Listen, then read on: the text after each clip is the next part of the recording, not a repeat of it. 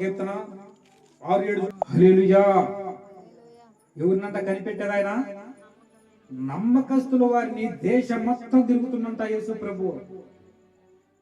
నలుమూలల నుంచి తిరుగుతున్నంట, నలుమూలల నుంచి చూస్తున్నంట ఆయన. ఎవరి కోసం? నమ్మకస్తుల కోసం.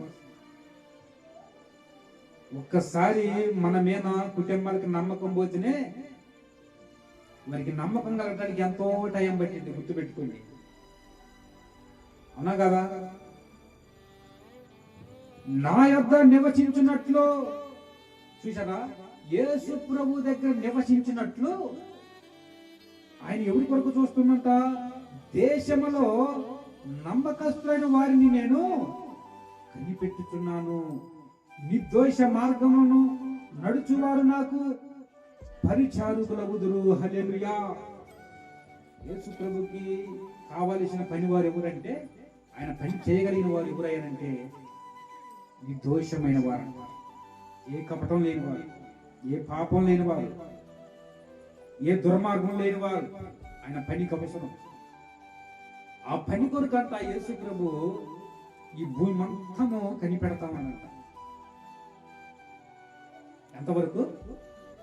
ఈ నలుమూలల భూమి మొత్తం అంట ఎవరు నాకు నమ్మకస్తులు ఉంటారా, నేను వారిని పనిలోకి చేర్చుకోవాలి, నా పని వారికి అప్పచెప్పాలి అని నిర్దోషంతో జీవించేవారు. నిర్దోషం అంటే పాపం లేదని అర్థం. అటువంటి వారిని అంట యేసు ప్రభు ఎతుకుతామనంట భూమి మొత్తం. హల్లెలూయా. ఒక్కడ కనపడ్డా కానీ ఆయనకి ఖచ్చితంగా పని ఇస్తాడు. మంచి జీవితం జీవించినాడు, ఒక్కడ కనపడ్డా కానీ ఆ మనిషికి పని ఇవ్వాలని ఆశపడుతున్నాడు ఆయన. మరి ఆయనే పని ఇవ్వాలని ఆశపడుతుంటే ఆయన కాడ పని చేయటానికి మనం ఎంత జాగ్రత్తగా నివసించాలి, అంత జాగ్రత్తగా బతకాలి. ఆలోచన చేయండి. ఏళ్ళలో రాయబడ్డదేమని? మోసము చెయ్యవాడు నా ఇంటిలో నివసింపరాదు, అబద్ధములాడువాడు. హల్లెలూయా. ఏం జరిగిందంట అక్కడ? మోసం చేసేవారంట అసలు ఆయన ఇంటిలోనే ఉండరంట. గుర్తుపెట్టుకోండి, మోసాలు చేసేవారు ఆయన ఇంటిలోనే ఉండరంట, యేసు ప్రభు ఇంటిలో. ఇప్పుడు మనము ఈ భూలోకానికే మీరు అంత ఆశపడుతున్నామే మీరు. మరి యేసు ప్రభు ఇల్లు ఎట్లుంటుందో తెలుసా? యేసు ప్రభు ఇల్లు ఎట్లుంటుందో తెలుసా? యేసు ప్రభు ఇంటిలో ఏ పాపం లేని వారు ఉంటారు అక్కడ. యేసు ప్రభు ఇల్లు పాలరాతి కాడికి కూడా బంగారంతో కూడి ఉంటుంది. హల్లెలూయా. దేంతో కూడి ఉంటుంది? బంగారంతో కూడి ఉంటుంది ఆ ఇల్లు. ఆ ఇంటిలో నివసిస్తావు, నీకు కష్టం ఉండదు, నీకు కన్నీళ్ళు ఉండవు, నీకు బాధలు ఉండవు, నీకు నష్టాలు ఉండవు. అక్కడ ఉండేది ఏంటిదంటే ఆనందమే ఆనందం. చెప్పండి గట్టిగా ఒకసారి హల్లెలూయా.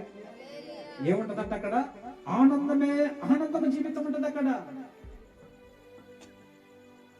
అటువంటి ఇంటిలోకి నిన్ను నన్ను ప్రభు ఆహ్వానించుకోవాలని ప్రతి దినము కూడా పరిశీలిస్తామని. నువ్వు నమ్మకస్తురాలివా అని ఆయన కనిపిస్తే చాలు, నీకు ఖచ్చితంగా ఇంట్లో పనిస్తున్నాడు. నువ్వు నమ్మకస్తురాలు కాదు, నీ లోకాన్ని నేను అనుసరిస్తానని అంటవా, నీకు అసలు ఆ ఇల్లే రాదు. ఇక్కడున్న ఇల్లులకే, ఇక్కడున్న విధానాలకే అబ్బో ఏమో మన జీవితాలు. ఇది శాశ్వతం కాదు. యేసు ప్రభు ఇంట్లోకి చేరాలని ప్రార్థన చేయండి. ఎక్కడి నుంచి మీరేమంటారు తెలుసా? నువ్వు ఇప్పుడు వచ్చి నన్ను చెక్ చేసుకోలే, నీతోనే ఉన్నాను.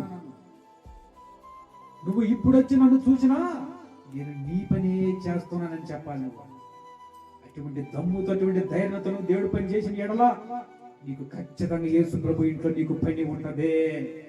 హల్లెలూయా. అటువంటి దేవుడి రోజు మనతో మాట్లాడుతున్నాడు. దేవుడి బిడ్డలారా, అక్కడ ఎవరు మోసం చేయవారు నా ఇంటిలో నివసింపరు. అబద్ధం అనే మాట మీరు గుర్తుపెట్టుకోండి. ప్రతి వారు కూడా వాడేది. చాలా మందికి అర్థం కాని ఏంటంటే ఈ మాటే. ప్రాణంతో ఉన్న ప్రతి వాడు కూడా అబద్ధం ఆడేవాడే. ఈ అబద్ధాలు ఆడేవాడు నా ఇంట్లోనే బుద్ధి అన్నాడు ఆయన, గుర్తుపెట్టుకోండి. ఏమన్నాడు?